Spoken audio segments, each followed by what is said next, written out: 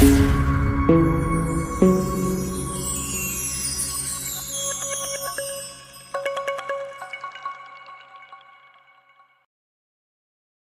vamos a continuar con esta serie que Dios nos ha permitido explorar, investigar, y la verdad que el Señor nos está bendiciendo con esto. Una breve introducción, brevísima introducción. En estos jueves que han pasado, comenzamos a investigar, o en realidad a descubrir, más que investigar, los aspectos en los cuales Jesús, el Señor Jesucristo, al hacernos salvos, tuvo que realizar. Ya lo habíamos visto el jueves pasado, el tema de la expiación, el tema de la propiciación, y el jueves pasado comenzamos a indagar un poquito en el tema de la redención. De los tres aspectos, seguramente el de la redención es el más conocido, el más nombrado, el más frecuentemente mencionado, ya sea en predicaciones, en alabanzas, en coritos, en un montón de situaciones, ¿no? Y vamos a hacer un repaso con las imágenes que vamos avanzando. Ya tenemos imágenes ahora, de a poquito. Y esto fue lo que vimos el jueves pasado. Las condiciones legales para ser Goel. Permítanme primero explicarles un poquito de qué se trata. Jesucristo, cuando viene a la tierra, viene a vivir entre nosotros, viene con una misión. ¿Cuál es? La de salvarnos. Porque nosotros estábamos perdidos y condenados en pecado. ¿Sí? La obra que hace Jesucristo se compone de tres aspectos, como recién les mencioné. La expiación, que significa cargar sobre Él nuestro pecado, cargarlo sobre Él. La propiciación, es decir, ser agradable, presentarse como algo agradable ante los ojos de Dios, nuestra ofrenda, nuestro pedido, nuestro acercamiento a Dios. Y estos dos aspectos lo vemos claramente detallado y claramente relatado en Levítico capítulo 16. En Levítico capítulo 16 vemos la figura del templo que Dios le había dicho al pueblo de Israel que construya en medio del desierto, y ese templo tenía distintos lugares, y dentro de ese lugar estaba el lugar santísimo. Dentro del lugar santísimo estaba el arca, y el arca tenía distintas partes o distintas componentes, y cada una de esas partes que Dios detalló absolutamente con minucioso detalle simbolizaban, significaban y representaban a Jesucristo. Por lo tanto, lo que aparece en Levítico 16, nosotros después lo vemos en la vida, cómo se plasma eso en la vida de Jesucristo. En Hebreos 10, 11, 12, en Hebreos 9, vemos cómo eso que está relatado y detallado en Levítico 16 se plasma, se concreta, se realiza en Jesucristo. ¿Sí? Ahora vamos a ver otro aspecto, que es la redención. ¿Qué es la redención? La redención es readquirir, restaurar, restituir. Eso significa redención. Recomprar también significa redención. Y eso también lo vemos en sus orígenes, relatado, detallado, contado en el Antiguo Testamento. Y donde encontramos la base de esta imagen o de esta sombra, de este tipo de redención, lo vemos en el libro de Ruth, específicamente ahí, en el libro de Ruth. Para hacerlo más claro, más enfático, digamos, en el libro de Ruth se relata la historia de una mujer llamada Ruth, está en una situación muy particular y que debido a su pobreza y debido a su situación tuvo que ser asistida por una persona. Esta persona es el Redentor. La palabra que se usa en el Antiguo Testamento, en el hebreo, es Goel, que significa pariente redentor, pariente restaurador, pariente que restituye, que recupera. Eso significa. Ahora, el pariente restaurador o el pariente redentor tenía que tener algunas características para poder serlo. No cualquiera podría ser un Goel o un redentor. De acuerdo a lo que se ve en el Antiguo Testamento, debía cumplir algunas características. Y estas son las que ustedes ven ahora en la pantalla. Debía ser pariente cercano, no podía ser cualquier persona. Debía ser pariente de la persona que estaba en esa situación. Solo un miembro del clan podía revivir. Levítico 25, 48, 49. Ustedes tienen ahí la cita, después si quieren copiarlo o incluso pueden sacarle foto a la pantalla también. Y dice, su tío, su primo o cualquier otro pariente cercano la redimirá. Cristo se hizo nuestro pariente. Y ahí está la cita, Hebreos capítulo 2, versículos 11 al 14. Jesucristo, para poder redimirnos y para poder cumplir la ley, debía ser nuestro pariente, porque si no, era lejano a nosotros. Por eso es que se hizo por eso es que se hizo carne. Por eso es que tomó esa naturaleza humana para poder ser cercano a nosotros. De otra forma no podría haber accedido a ese requisito. Segundo, debía tener los medios para pagar el rescate. De nada servía ser el pariente más cercano si era tan pobre o más pobre que yo. No podía rescatar. ¿Por qué? Porque en la antigüedad, específicamente en ese tiempo, muchas veces las personas eran vendidas como esclavos. Pero no solo eso, sino que algunos se autovendían como esclavos. Era tal la pobreza que estaban pasando, que a veces ellos mismos se ofrecían y decían, quiero ser tu esclavo. De esa manera se aseguraban comida, techo y hasta cierto punto de protección también. Porque estaban en una situación terminal prácticamente. Jesucristo tenía el precio suficiente. Su sangre fue el dinero, su sangre fue el valor, su sangre fue lo que pagó por nosotros. ¿Sí? Debía tener disposición. ¿Se acuerdan ustedes? Lo vimos el jueves pasado. Vos no era el pariente más cercano de Ruth. Antes había otro, que la Biblia no lo nombra, no dice su nombre. Pero sin embargo, Ruth tenía un pariente más cercano que vos, pero no quiso. No quiso ser el redentor, no quiso ser el Goel.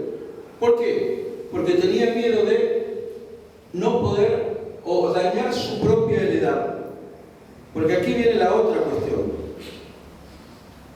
Debía actuar conforme a la ley. ¿Por qué? Porque el redentor debía hacerlo legalmente en presencia de testigos. Y porque también tenía que hacerlo delante de todos. Una de las características o de las funciones, después lo vamos a ver, que tenía también el Redentor, el Goel, era asegurarle la descendencia. Uno era Goel, uno era Redentor, uno era pariente restaurador, cuando también, en ciertos casos, y no solamente de pobreza, cuando asumía el control y recompraba a su pariente esclavizado para darle libertad nuevamente, sino que a veces también estaba la situación de las viudas. Si las viudas estaban en esta situación de pobreza y no tenían hijos, el Redentor aseguraba la descendencia de esa persona. ¿Sí? Vamos al siguiente, por favor. El libro de Ruth, como recién les comentaba, es un ejemplo claro, sencillo, hermoso, fácil de entender de todo lo que esta persona, el Redentor, llevó a cabo. y es un ejemplo, es una sombra, un tipo de lo que después Jesucristo fue en nuestra vida. Miren, está claramente detallado. Era pariente cercano de Noemí y de Ruth. Cristo se hace nuestro hermano. Hebreos capítulo 2, versículo 11. Capaz de redimir la herencia. Cristo tiene el poder de salvar. Dispuesto voluntariamente, todo lo que vimos antes. Cristo se ofrece por amor. Toma a Ruth por esposa. Cristo toma a la iglesia como esposa. Su redención trae restauración y herencia. Nuestra redención trae herencia eterna en Cristo Jesús. Pasamos al otro ahora, por favor.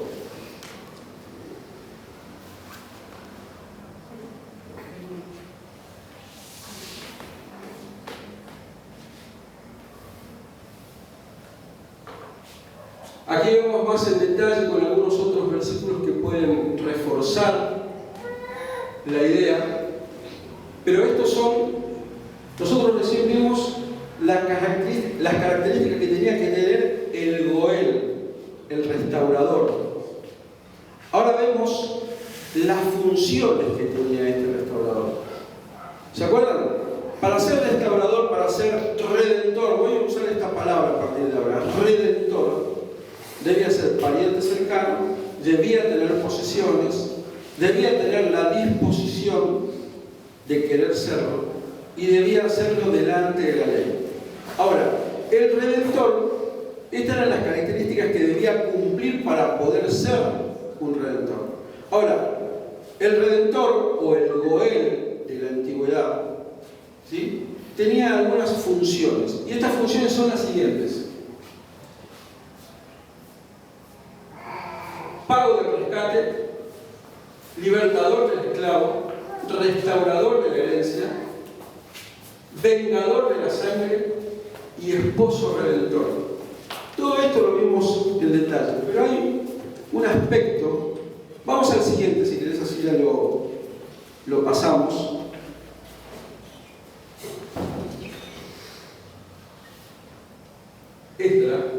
Esta que yo les pedí antes. Las funciones del Goel.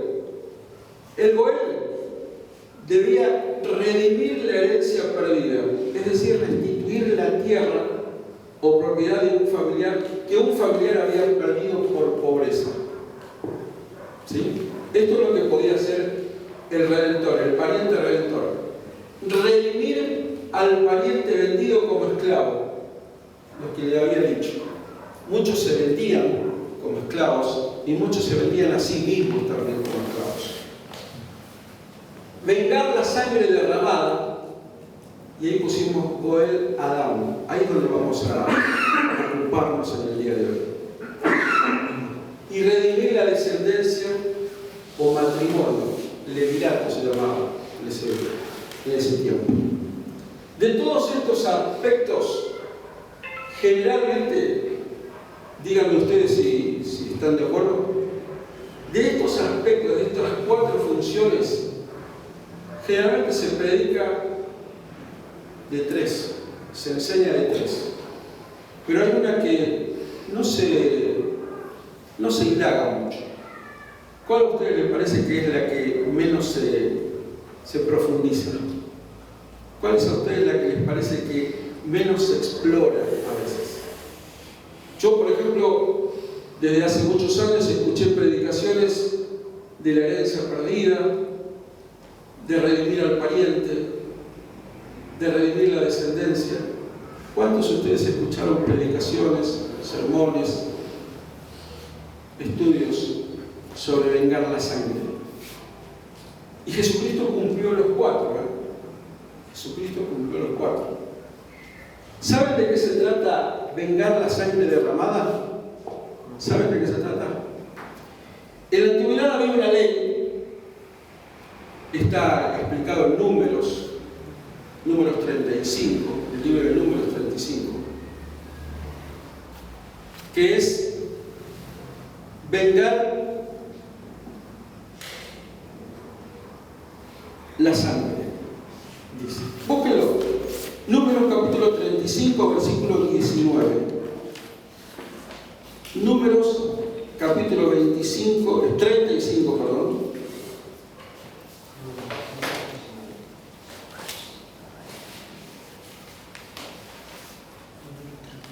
19. Dice, el vengador de la sangre, y aquí aparece el vengador de la sangre, aparece con el nombre en hebreo Goel Adam. Por lo tanto, Goel, de la misma forma que aparece Bosh en Ruth, es la misma palabra, Goel, que es el pariente redentor, el pariente restaurador, el pariente que restituye. Por lo tanto, Números 35:19 dice, el vengador de la sangre, él dará muerte al homicida. Cuando lo encontrare, él lo matará. Y el versículo 21 de este mismo capítulo dice, o por enemistad lo hirió con su mano y murió, el heridor morirá. Es homicida. El vengador de la sangre matará al homicida. El vengador de vuelta aparece. El Goel Adam. Matará al homicida cuando lo encontrare. ¿Qué significa esto? En aquellos días, existía no una costumbre, no era algo constituido y fomentado por los hombres. En aquellos días existía una ley de Dios, en la cual el pariente redentor, el Goel, tenía el derecho y tenía el deber, ¿escucharon? El deber de matar a quien había asesinado a su pariente. Así como suena.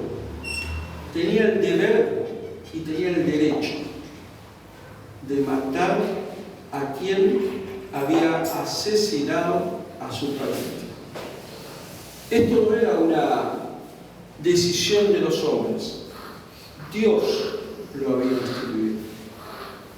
Dios lo había puesto. Fíjense lo que dice Génesis, busquen en Génesis, capítulo 9, versículo 6. Génesis, capítulo 9, versículo 6. Dice, el que derramare sangre de hombre, por el hombre su sangre será derramada. Lo dice Dios. Porque a imagen de Dios es hecho el hombre. Levítico 24:17 dice, el hombre que hiere de muerte a cualquier persona, que sufra la muerte. Lo dice Dios también. Pero me quiero quedar con este versículo, el de Génesis 9:6. El que derramare sangre de hombre, por el hombre su sangre será derramada, porque a imagen de Dios es hecho el hombre. Por lo tanto, esto no es algo que es costumbre de los hombres porque sí, ni es tampoco una decisión humana. Dios lo instituyó. Dios se lo dijo a sus hijos. ¿Y en qué parte Jesucristo cabe en todo esto?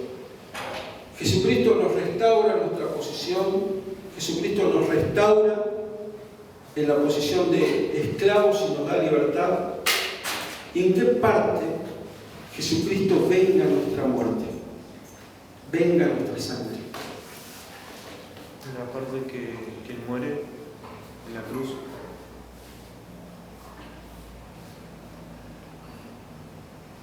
¿Cómo? Es como... Para vengar, uno tiene que haber muerto alguien antes. Como nosotros estamos muertos en el pecado. O sea que claro, el pecado en principio fue el diablo, entonces él fue el que hizo que todos los hombres muriesen. el pecado, o sea, el pecado que... No, yo digo que Jesús al cargar todos los pecados de la humanidad sería como el homicida, aunque no es homicida, pero sería como el homicida, y Dios sería como que lo mata. Dios sería como aquel que nos mata, ¿sí? Jesucristo vino a vengar nuestra muerte, a vengar lo que Satanás destruyó y mató, que es nuestra vida, ¿sí? Por eso cuando en Números 35:19 dice que es el vengador de nuestra sangre, inmediatamente me acordé de ese pasaje que dice en Levítico 17:11: la vida de la carne en la sangre está. El vengador de la sangre es el vengador de nuestra vida, porque nuestra vida murió en el momento en que Adán pecó. La Biblia de hecho dice que Adán fue hecho a imagen y semejanza de Dios, pero los hijos que después tuvo Adán fueron a imagen y semejanza de él. Por lo tanto, por decirlo de una manera muy dramática y muy concisa, Adán comenzó a tener hijos ya muertos espiritualmente. La humanidad comenzó a reproducirse y éramos todos cadáveres. Nacíamos ya cadáveres. Suena feo, suena contundente, suena potente, pero es así. Ya nacíamos muertos, porque a imagen y semejanza de Adán es que nosotros nacimos, alejados de Dios. La Biblia dice en Romanos 3:23: por cuanto todos pecaron y están destituidos de la gloria de Dios. Y esa es nuestra condición. Jesucristo vino a vengar nuestra sangre, a vengar nuestra vida. ¿Sí? Una de las características que tenía el Goel Adam, es decir, el redentor, el restaurador y también el vengador de la sangre, era perseguir, encontrarlo y matarlo. Pero no era un vengador solitario que andaba por todo el campamento buscándolo, no, había leyes, había consejo de ancianos. No era que simplemente uno moría o se enteró que alguien mató a un hermano, un pariente, un primo, lo que sea, y andaba buscándolo para matarlo. No, todo esto, si no era una barbarie, era una tribu salvaje. Dios había puesto condiciones. Tenía que haber consejos, tenía que aprobarse el asesino, el homicida, debía presentar su caso delante del consejo y el consejo determinaba si era asesino o no. Había dos tipos de muerte en aquel momento en Israel. Lo mismo que ahora. El que asesinaba adrede, es decir, alguien que tenía un pleito con una persona y planificaba la forma de matarlo, ese no tenía excusa, ese entraba de lleno en la ley. Por lo tanto, el Goel, el pariente vengador, podía, porque la ley lo permitía, la ley de Dios lo permitía, podía encontrarlo y matarlo. Pero había otro tipo de muerte, en donde por un accidente, por un error, por un descuido, alguien sin querer, y pasa, alguien sin querer mataba a otra persona. Entonces esta persona debía recurrir. ¿Ustedes escucharon alguna vez de las ciudades de refugio que había en el antiguo Israel? Había 3 de un lado del Jordán, 3 del otro lado del Jordán, y debía huir y meterse en esa ciudad. Pero no era solamente meterse, debía entrar y estar en el consejo de los ancianos, y los ancianos debían aprobar o no si podía vivir ahí. Mientras él viviera ahí, el Goel no lo podía tocar. No lo podía tocar. Ahora, si salía, listo, ya está. Y es más, había otras normas que no vienen al caso ahora, pero lo que yo quiero llegar es que el Goel era el vengador de la sangre de un pariente, de un familiar. Y Jesucristo ocupó y Jesucristo vino a cumplir toda la ley, no parcialmente, sino también esa parte. Dice la Biblia, Jesús no podía vengar nuestra sangre si no era nuestro pariente. Si no era nuestro pariente cercano, no era una persona en la cual Él podía entrar en esas características, en esos requisitos que necesitaba para ser el pariente redentor. Por eso es que dice, en Hebreos, lo leímos, se transformó en nuestro pariente al venir en carne. Y Él vino a vengar nuestra muerte. Él vino no solo a restaurarnos en nuestras posesiones, en nuestra posición, sino también a vengar nuestra muerte. Dice, la ley demandaba que el vengador persiguiera al asesino, lo persiguiera. Jesús persiguió al asesino espiritual hasta su propio reino. Fíjense lo que dice en Hebreos capítulo 2, versículos 14 y 15. Esto es espectacular. Fíjense lo que dice Hebreos capítulo 2.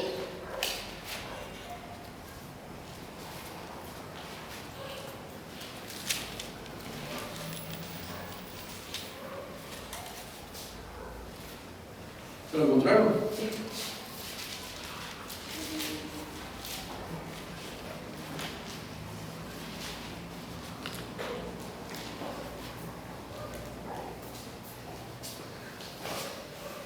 Vamos a leer desde el versículo 11, capítulo 2, versículo 11 hasta el 14.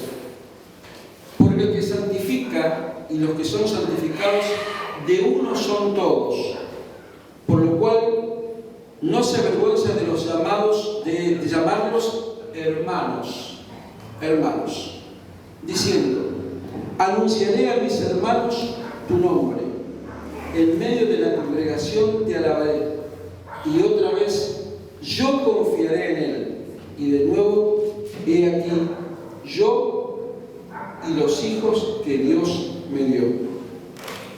Así que, por cuanto los hijos participaron de carne y sangre, Él también participó de lo mismo, para destruir por medio de la muerte al que tenía el imperio de la muerte, esto es, al diablo.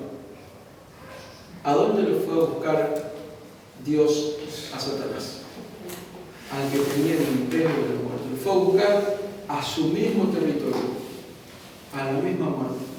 Ahí lo fue a buscar. Dice Apocalipsis 1:18.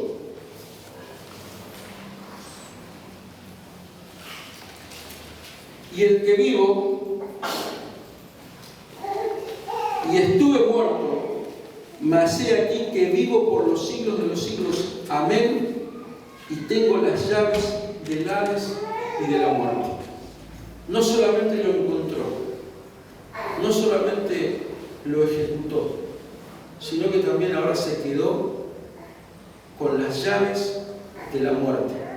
Aquel que tenía el imperio, el poder, la potestad de la muerte, Jesucristo ahora no solamente se las arrebató, sino que lo destruyó. Una de las condiciones que había en el Antiguo Testamento con respecto al Goel, al antiguo pariente redentor, y por lo cual podía vengar la sangre, es que lo tenía que hacer público. Les vuelvo a repetir, el pariente redentor no era alguien que se enteraba que se murió un pariente y buscaba como loco a ese asesino y lo mataba. No, era todo un tema de leyes, un tema de derechos, un tema de público. No podía, como loco, andar buscándolo para querer matarlo. Debía hacerlo de acuerdo a las leyes. Y estas leyes implicaban que cuando él hacía ese acto, debía ser público. Debía darse a conocer.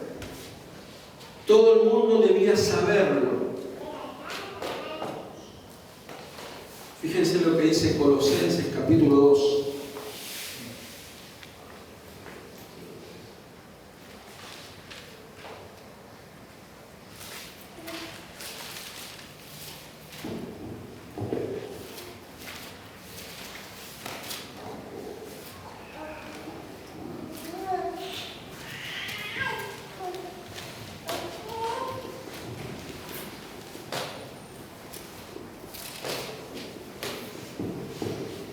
Capítulo 2, versículo 13.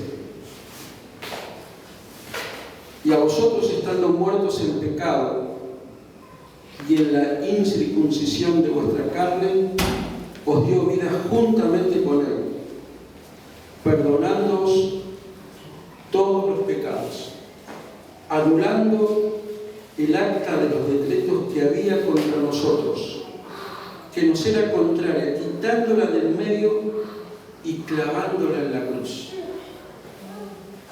Y despojando a los principados y a las potestades, los exhibió públicamente, triunfando sobre ellos en la cruz.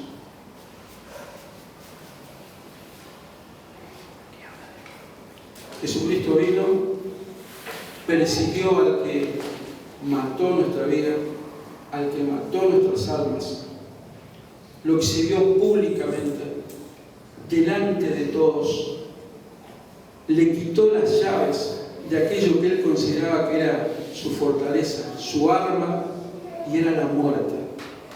Y él en Apocalipsis dice: yo ahora tengo las llaves de la muerte y del Hades. Él vengó nuestra vida, él vengó nuestra sangre. En la sangre está la vida.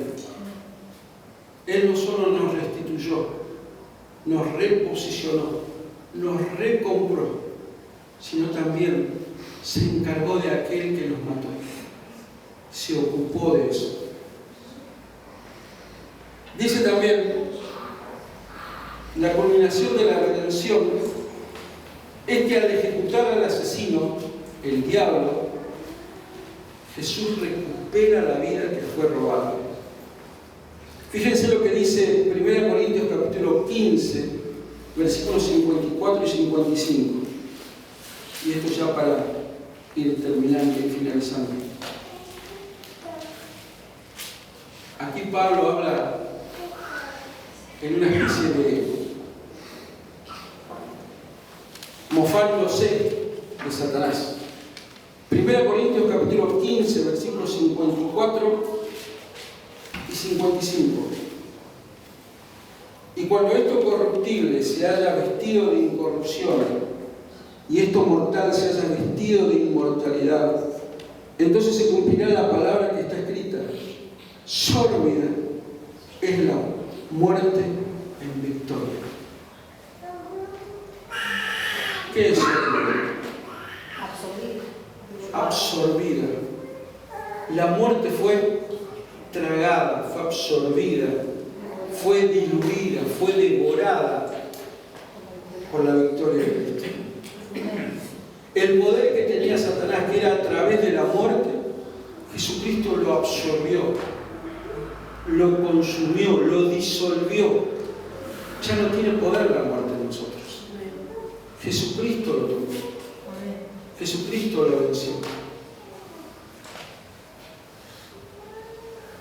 Dice Isaías, capítulo 25, versículo 8, y que alguien busque Oseas, capítulo 13, versículo 14.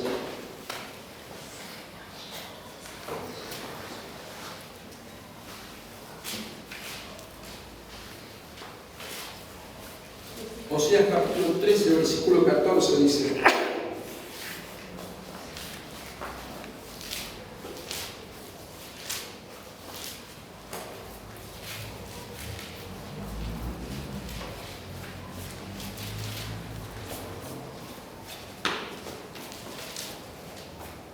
De la mano del Seol los redimiré, dice el Señor, y los libraré de la muerte.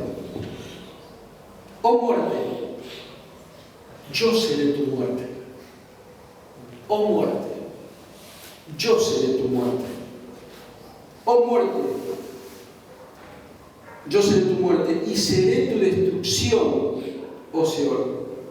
La compasión será escondida de mi vista. Isaías 25:8.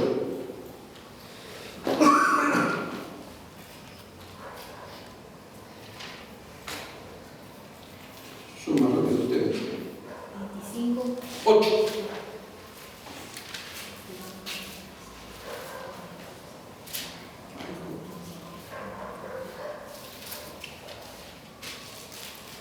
Destruirá la muerte para siempre, y enjugará Jehová el Señor toda lágrima de todos los rostros, y quitará la afrenta de su pueblo, de toda la tierra, porque Jehová lo ha dicho. Destruirá la muerte para siempre. Creo que con esto nos damos cuenta de que Jesucristo no solamente vino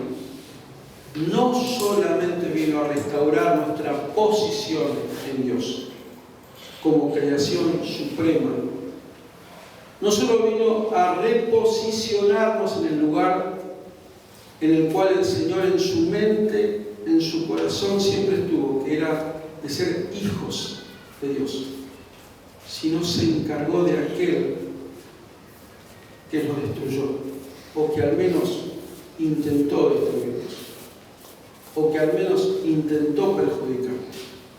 El Señor se vengó de aquel que nos quiso asesinar. Se encargó de esto. Y esto no fue algo ocasional o algo así porque sí. Todo lo que vemos relatado en el Antiguo Testamento, todo, absolutamente todo se cumple en la vida de nuestro Señor Jesucristo. Por eso, la redención libera de la culpa y la condenación del pecado. El pecado, el juicio es eliminado. De la maldición de la ley, la condenación de la ley ya no tiene poder sobre nosotros. Del poder y del dominio del pecado somos liberados de la esclavitud para servir a Dios. Y como dijo Pablo, sólvida es la muerte de victoria. ¿Dónde está, oh muerte, tu victoria? ¿Dónde está el poder de tu victoria? El Señor se encargó de todo.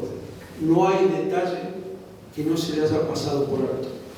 Por lo tanto, el Señor se encargó de todo. Lo único que tenemos que hacer nosotros es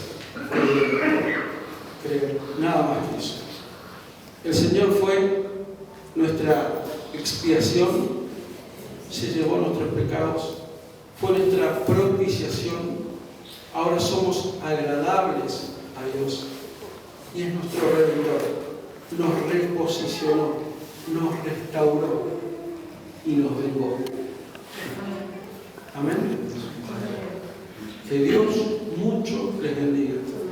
Y si tienen la oportunidad, sigan buscando en la Biblia, si tomaron fotos de esta pantalla, tomaron nota, sigan buscando, sigan pidiéndole a Dios que les hable a través de estos pasajes. Que Dios mucho les bendiga.